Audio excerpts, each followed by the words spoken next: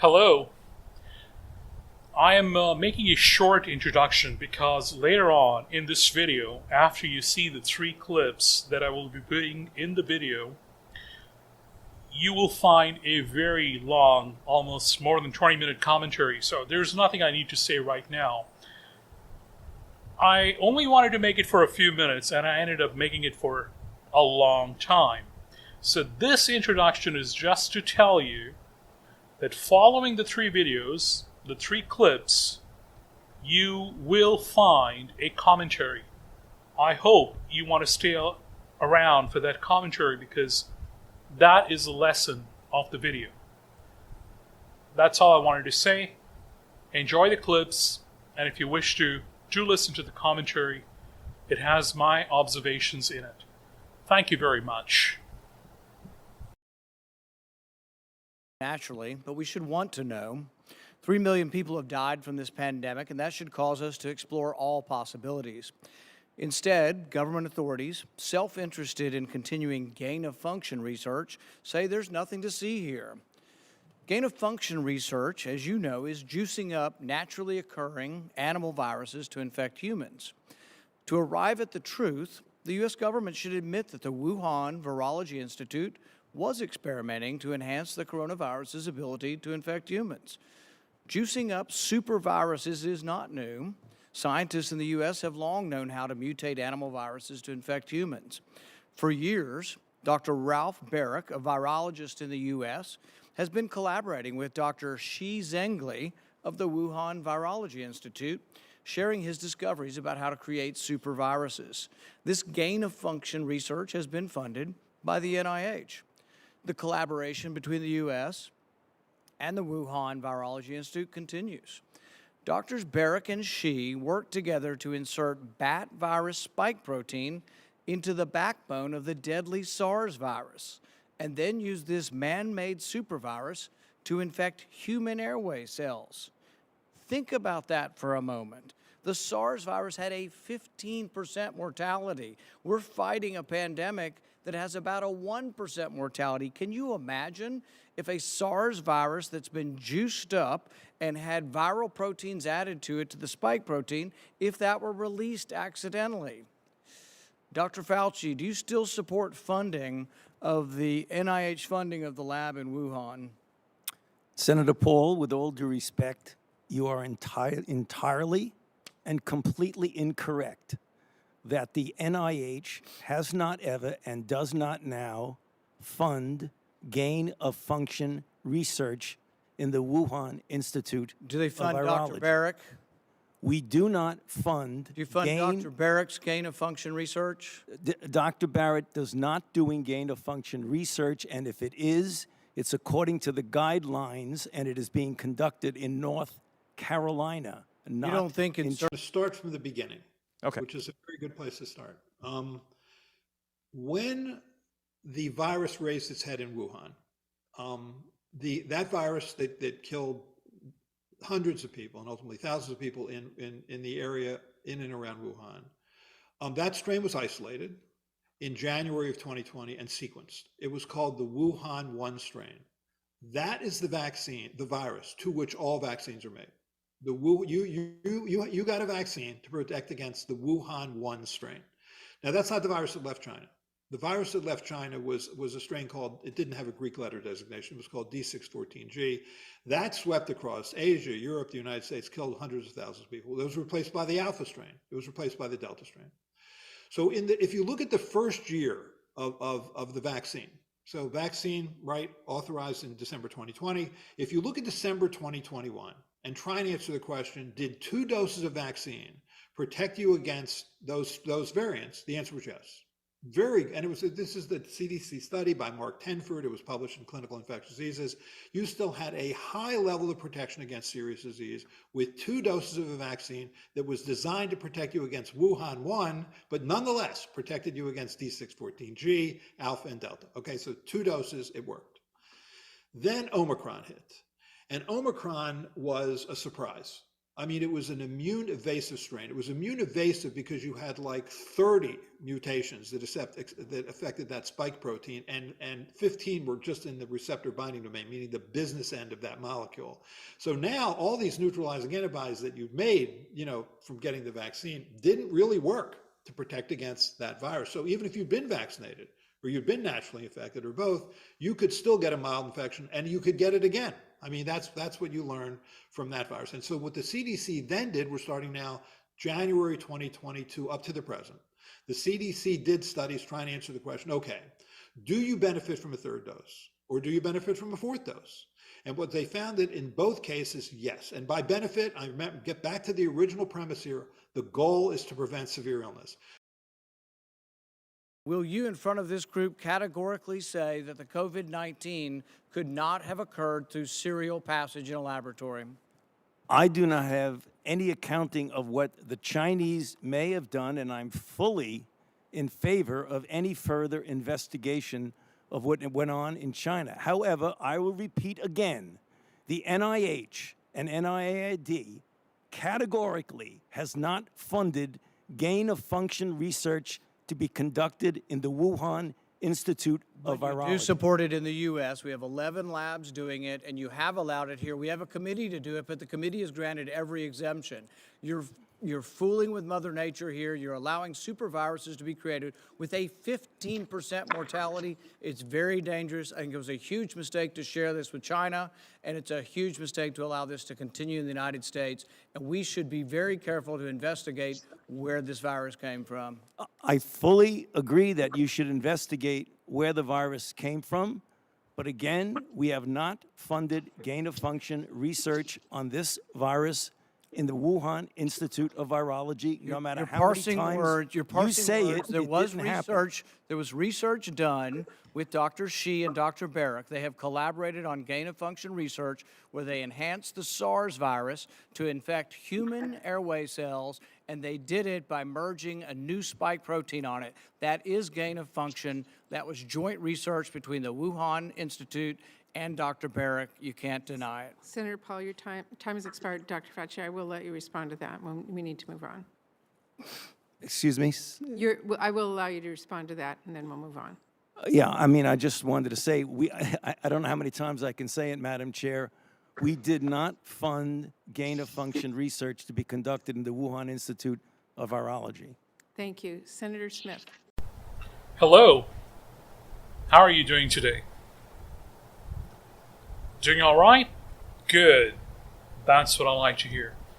I'm doing quite well myself. Thank you very much. As you might be aware, since yesterday only, I've joined a new platform. That is Rumble, where you can upload videos, just like you can on YouTube. I was familiar with Rumble for a long time, but other than watching a few videos and commenting on a few, I never uploaded or added any of my own content. So since yesterday, I've uploaded some of the same videos that I already have on YouTube. And those are now available on Rumble as well.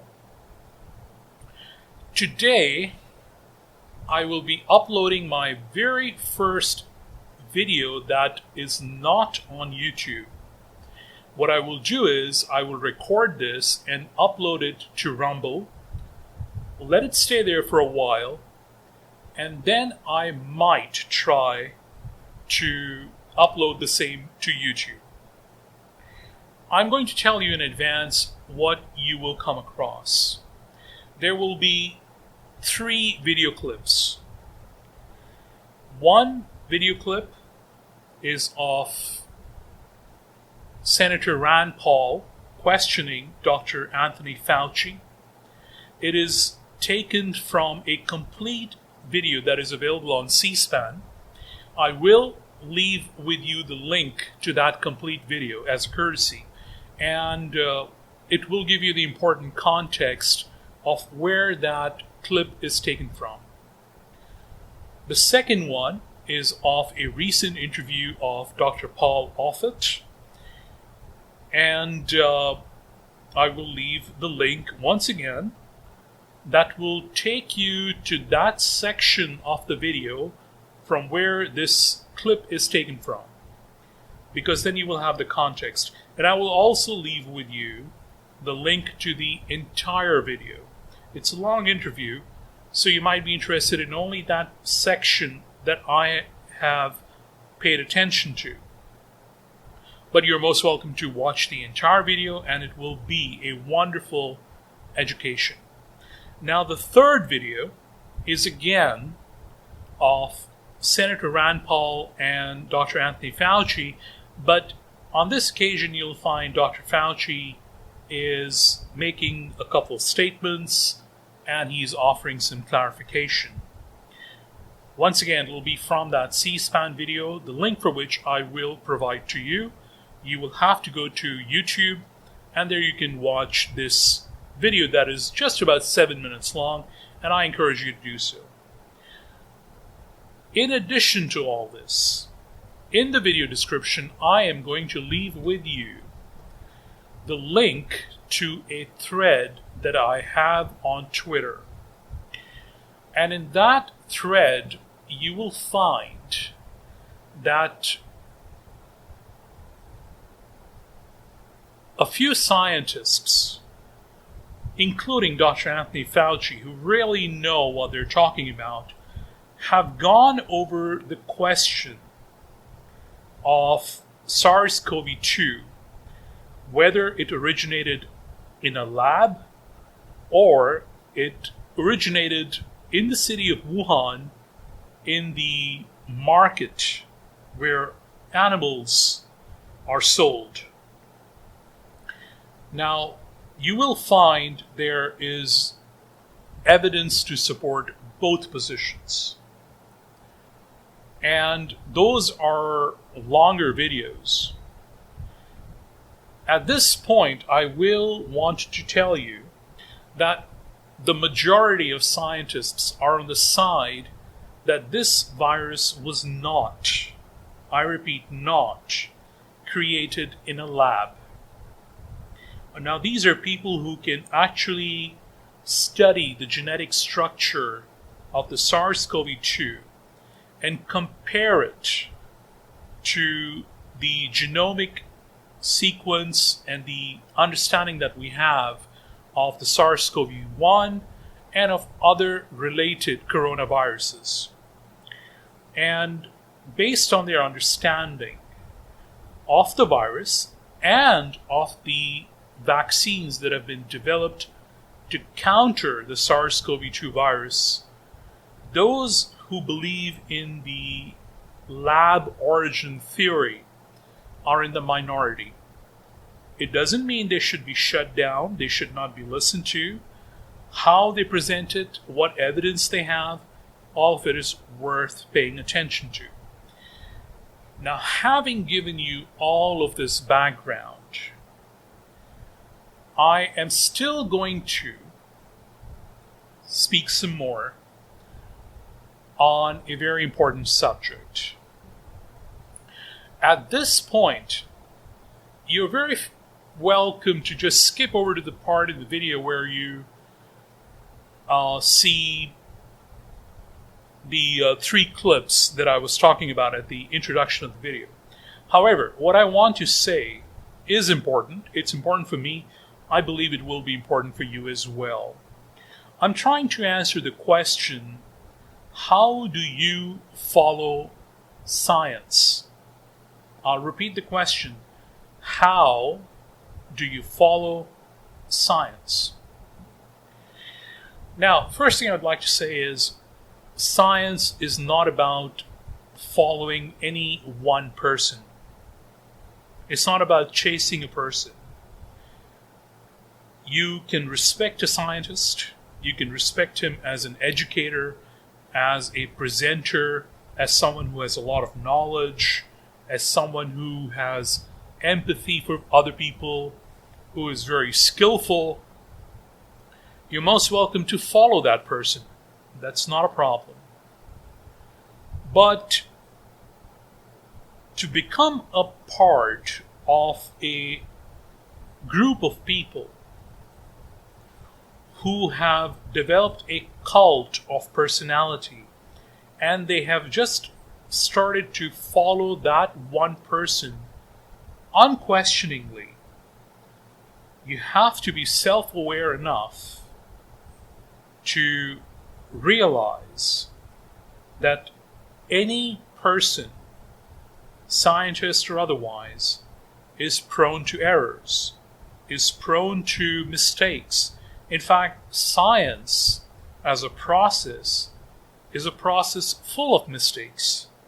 And the idea is to sift through all the mistakes a person makes to arrive at evidence-based truth, one that you can reproduce over and over again, you can verify over and over again, and once you have the method, once you have the evidence, regardless of the person who may have first arrived at it, you are able to reproduce those results, you're able to verify because you have the evidence.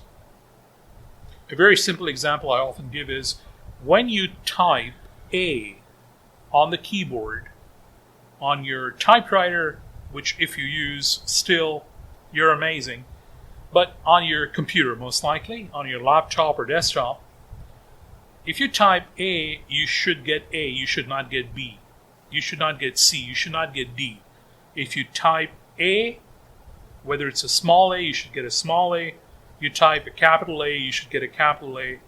And if you do it 1 million times, you should get A 1 million times. If someone else is at the computer and you're not, same computer, same keyboard, or anywhere else, the person types A and he's supposed to get an A, nothing else. No other alphabet, no other number, no other symbol. That is how we know that the method to accomplish a result has been done to a level of certainty. Now, I'm still continuing on the question, how do you follow science? And now, I was talking about admiring one person in science. Maybe you admire someone, you follow them. But it's also possible that you have a hatred for some person or persons. And because of that hatred or animosity or envy, whatever negative emotion you have associated with that person,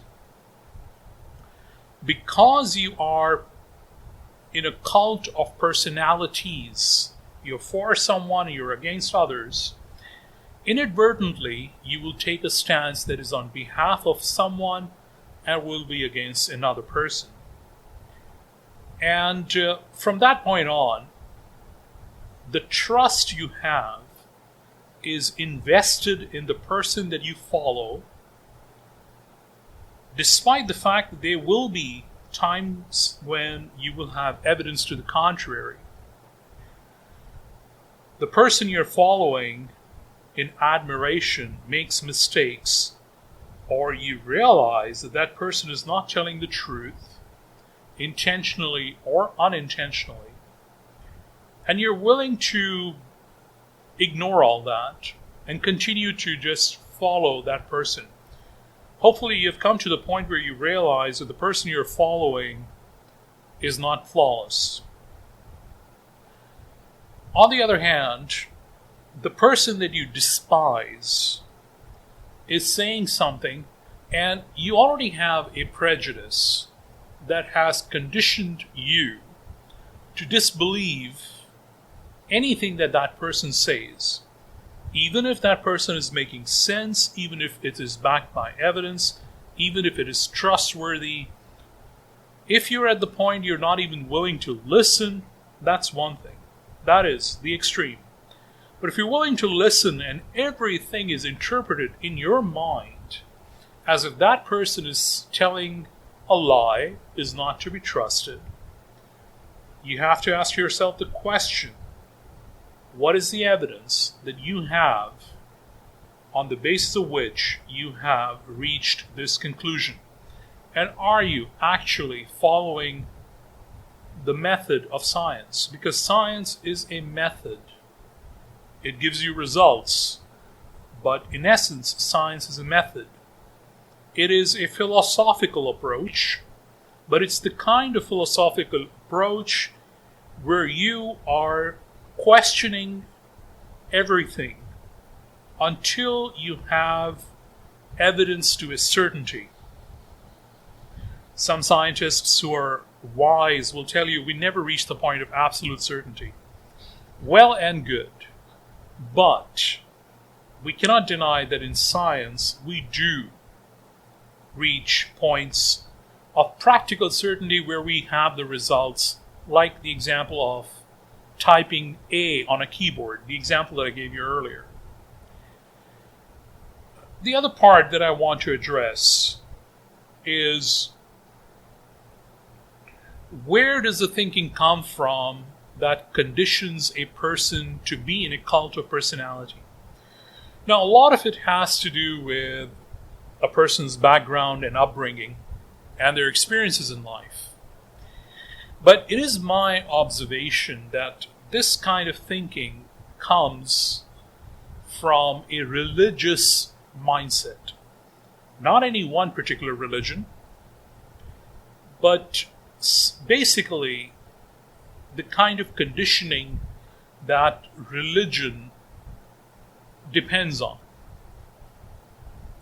Whoever you hold to be the idol, the one you follow, the one you worship, is above question. In your mind, in your heart, that idol, that idea is beyond question. Science is never holding any person in that kind of regard. Even if you are Isaac Newton, or you are the inventors of the final developments that led to the creation of the mRNA vaccines as we know it. You're Andrew Weissman and Kathleen Carrico. You're still not beyond being questioned. You have to provide the evidence. Whether you're Benjamin Franklin, you're still open to being questioned. So science works in a different way. It encourages a different way of thinking. If you are the kind of person who has always been associated with religion and you have suppressed genuine questions, so much so that you're even willing to lie to yourself and others, so that you don't harm the impression of the religion and its members, then science will offer you a lot of challenge. Science does not have leaders the way religion has leaders. There are leaders in science, of course. Who are the leaders in science? Those are the people who are doing research. They are doing actual first-hand research. It's not the research that one does by going on the internet and looking at papers. That is not original research. Original research is looking at an element, mixing elements together, forming a compound, studying the nature of that compound, or making predictions what a compound would be like. So you have an understanding of chemistry and you have an understanding of physics. That is original research. And what the general public, all the people who see, is the end result when something is already done. There's hardly anyone who reads of the years or decades that were spent to arrive at that point, because people are not interested in that. People are interested in the practical result. If you're using a computer, you're not interested in how the computer is built. You're interested in the components that the computer has. You're interested in the RAM. You're interested in the processor. You're interested in the screen resolution. You're interested in the graphics card. You're interested in the speakers and the things that make up the computer. Maybe you're not even interested in those things and you're simply interested in using the computer.